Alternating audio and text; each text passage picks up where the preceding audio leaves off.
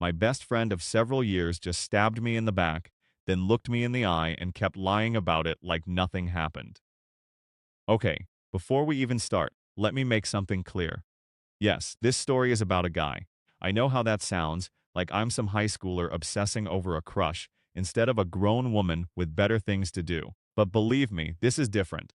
I'm Rose, 22, female, and I've been in love with this guy in college, Nathan, 23, male, for almost a year now, and I mean love. I fell for him hard and fast. The more I learned about him, the more I adored him. He's thoughtful, charming, exactly the kind of guy you hope isn't secretly a walking red flag. The only reason I never asked him out before was that I never felt I was good enough. I didn't think he would go out with me. I felt that I needed to take my time and do things a bit slowly. I am not the best looking person, but I do have a delightful personality.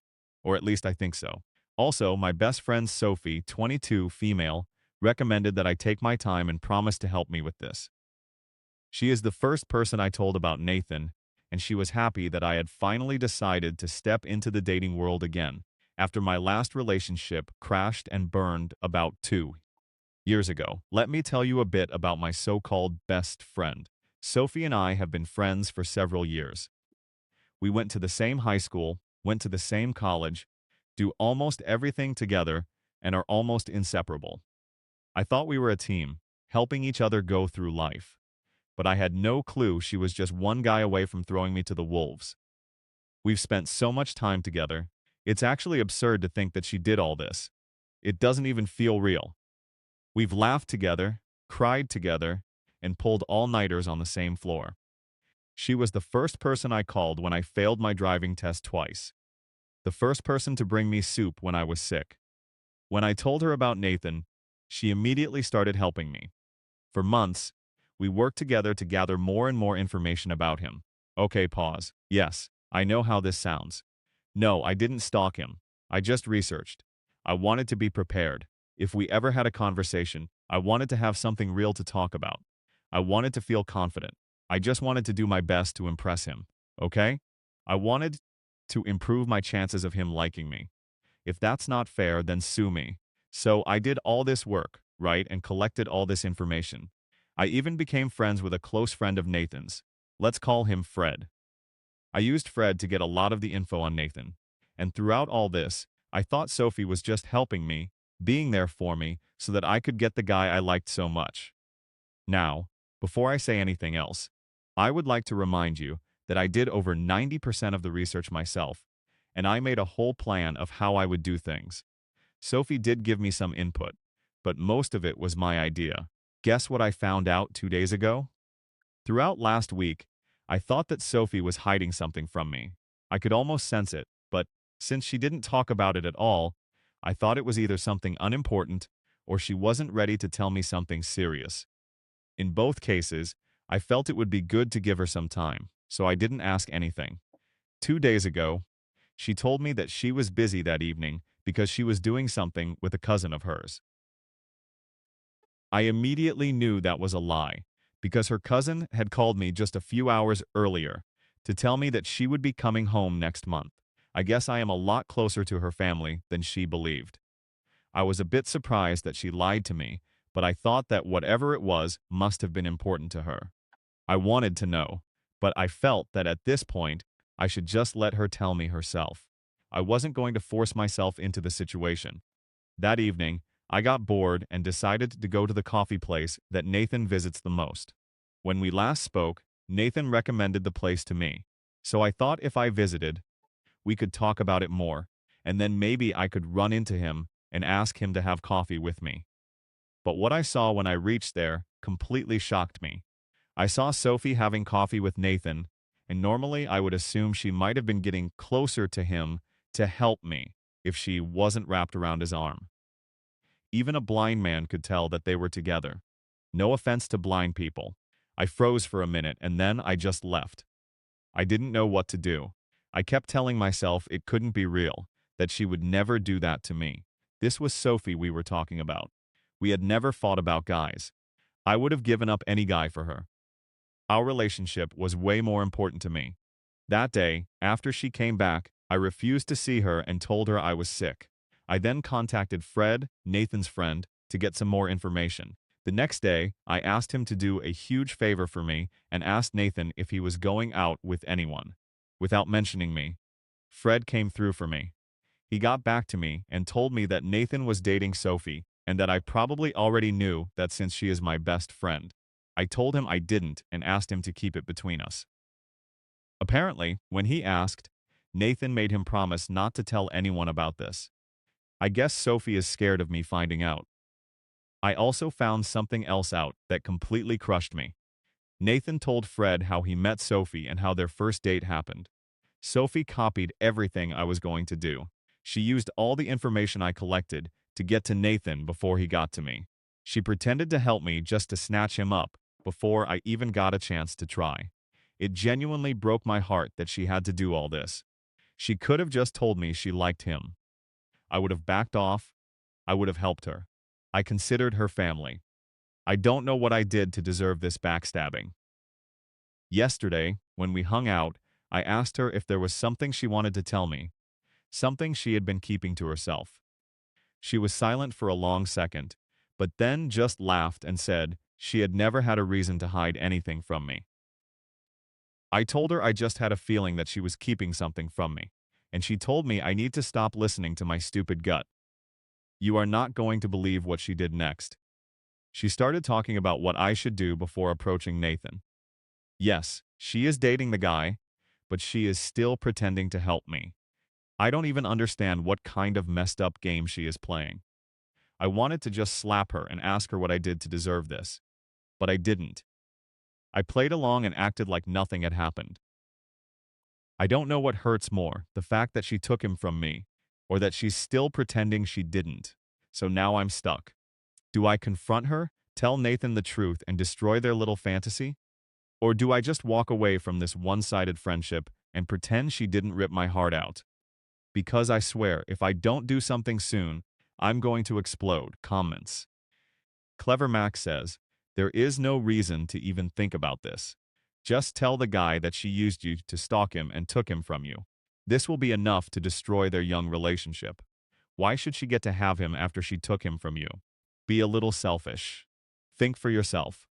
Being generous and kind is exactly why your friend took your guy so easily. She probably felt you were dumb enough to be manipulated like it was nothing. If I were in your place, I would be very mad at her. Wedbait1. Hi guys, it's been a week and all I can say is thanks for the support. You are not really going to like what happened next, because I got really emotional, so I decided to do something and it completely backfired. After my tears dried up a bit, I got really mad. I tried to be logical, but Sophie's backstabbing left me in such a state that I couldn't keep thinking straight.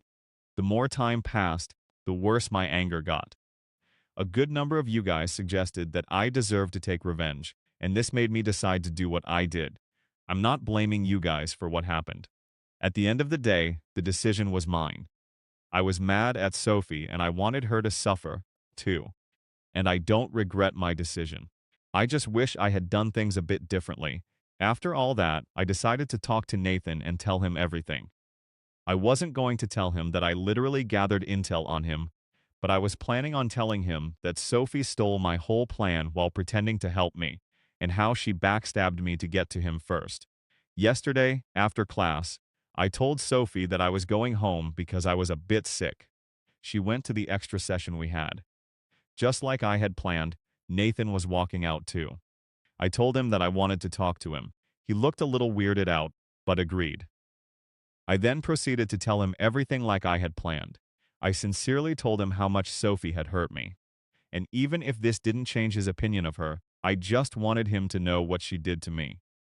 Saying this also meant admitting that I really liked him, which was kind of embarrassing, but I did it. And do you know what he did? He laughed. Not a nervous laugh, a real, you are a funny girl kind of laugh. He looked at me like I was trying to prove the earth is flat. He then said that Sophie had warned him that I was going to do something like this if I found out. That is why he was keeping it under wraps. I asked him what he meant. He said that Sophie warned him that although she considered me a friend, she was almost done with me. She said I had always been jealous of her and had wrecked several of her relationships. but she had always forgiven me, made excuses for me. I had also begged her to help me get Nathan, even though she wanted to date him herself. So this time, she decided to do something for herself and ask him out.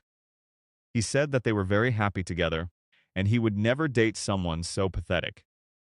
He said I should have been a good friend to her, and even if I couldn't do that, I shouldn't have tried to destroy her relationship just because she dated someone she wanted to. At this point, I realized that a small crowd had gathered around us and was listening to everything we were saying. I couldn't believe it. She had stolen all my tactics to win over the person I loved and then put me in her position. She really made me the villain in her own fictional story, and Nathan easily believed it. I have never been jealous of her, ever, and that is what I told him. I said, even though she is dating him, I am still not jealous, because that is not the kind of person my mom raised me to be. He asked me to stop pretending to be someone I'm not, and to stop making a fool of myself. He said he didn't want to insult me, but he liked Sophie, and he was never going to like me that way. Then he walked away. I couldn't believe what just happened, and to make things worse, I heard Sophie calling my name from behind me. She had been watching all this from the start. I didn't even say anything, and she just laughed at me. She said she didn't expect me to find out this quickly, and that she was under the impression I was going to come to her first. I told her my priorities had changed and that she was going to regret doing this. Right at that point, in a big voice, she told me she would not hand over her boyfriend to me. Just because she is a good friend doesn't mean I get to ask her this. She said she doesn't care if I am jealous of her, and that she will never try to manipulate him into sleeping with me. At that point, people were looking at me like I had gone crazy. I promised her that this wasn't over and left. Now I don't know what to do. I'm trying to think of some way to get back at her. I think my mistake was just being honest. It's clear that doesn't work. I need to beat her at her own game. I will let you know if I have something. Whoop, date 2. Hi again. It's been a quiet 2 weeks, but that doesn't mean I've been doing nothing. I guess you could call this the quiet before the storm. Yes, I have decided to unleash a whole storm on Sophie's life after everything that happened, being humiliated by the guy I liked, betrayed by someone I trusted, and painted as some jealous lunatic. I realized something. I had been too kind, too honest, too trusting. And what did that get me? Laughed at, publicly humiliated, turned into a villain in a story I didn't even want to be a part of. So I started thinking the way Sophie thought, cruel and unforgiving. That is the direction I felt I needed to go if I wanted results.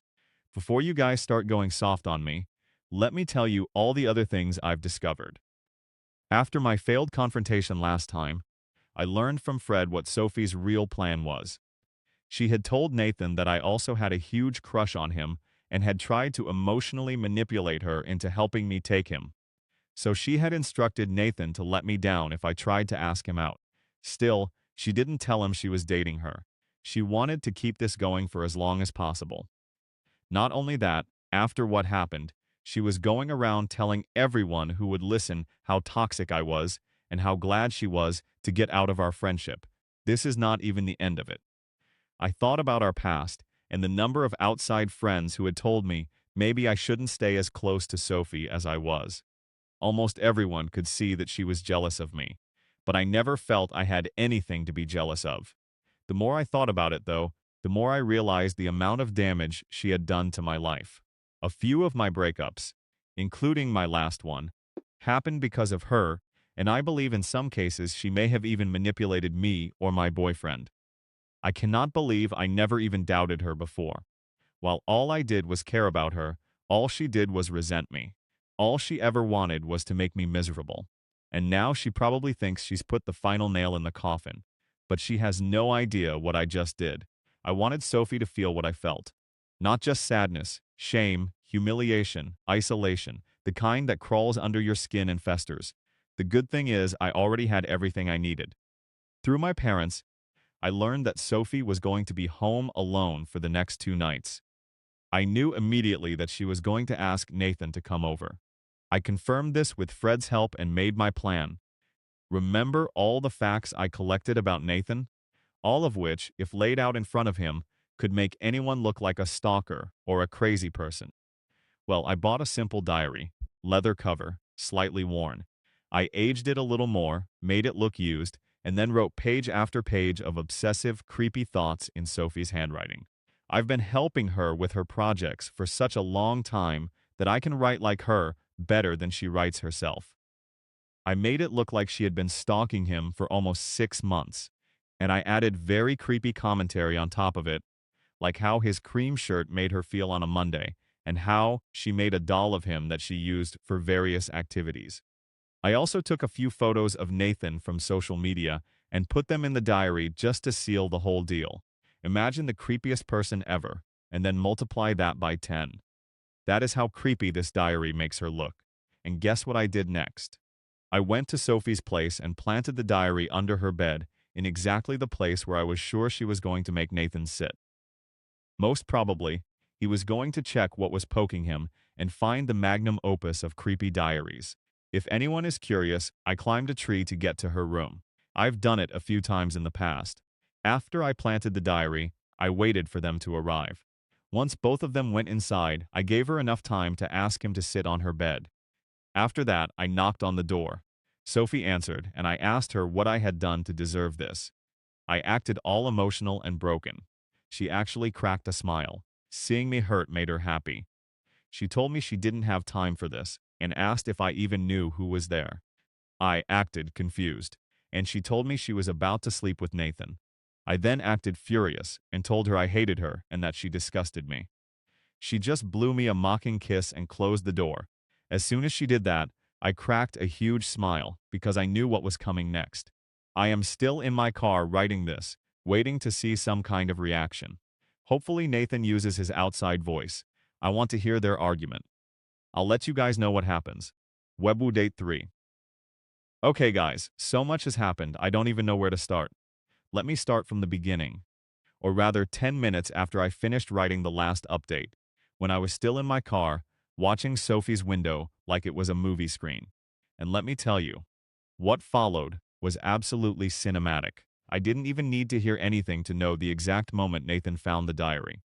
At first, nothing, just a few muffled sounds. Then, suddenly, boom, his voice, loud, clear, not screaming, but sharp, like someone who just realized they'd been sleeping next to a loaded gun. I heard something along with the diary, so I'm assuming he asked what on earth this diary was. The few things I could make out were him asking what kind of joke this was. He said, "What in the world is going on?" And he couldn't believe that the girl he was dating had turned out to be such a creepy stalker. I definitely heard Sophie denying it.